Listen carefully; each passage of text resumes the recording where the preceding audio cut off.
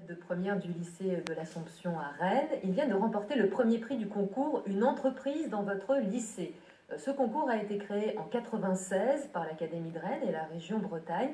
L'idée, c'est de proposer aux lycéens d'élaborer un projet d'entreprise fictive de A à Z. Éric Pinault, Vincent Mars. Laissez-moi vous raconter l'histoire de Mamie Suzette. Mamie Suzette vit seule. Ses enfants et ses petits-enfants habitent loin et viennent peu la voir. La supérette d'à côté vient de fermer. Cette présentation accrocheuse a plu au jury, mais c'est avant tout le concept qui a été récompensé. Et continuons avec des élèves de première du lycée de l'Assomption à Rennes. Ils viennent de remporter le premier prix du concours Une entreprise dans votre lycée. Ce concours a été créé en 1996 par l'Académie de Rennes et la région Bretagne. L'idée, c'est de proposer aux lycéens d'élaborer un projet d'entreprise fictive de A à Z. Éric Pinault, Vincent Mars.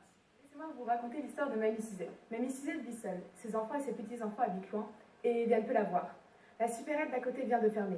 Cette présentation accrocheuse a plu au jury, mais c'est avant tout le concept qui a été récompensé. Trouver des solutions pour aider Mamie Suzette à faire ses courses, et encore mieux en privilégiant les circuits courts.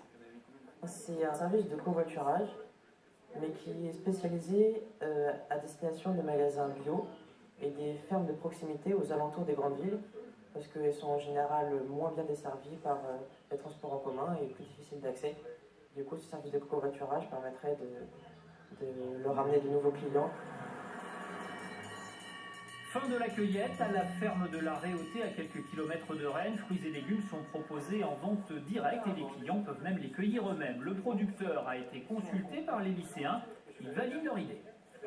Créer un réseau qui permette à des consommateurs effectivement de se regrouper pour venir cueillir des fruits et légumes. Bon, c'était un projet qui était intéressant et qui faisait beaucoup de sens, en tout cas avec l'esprit dans lequel nous on travaille.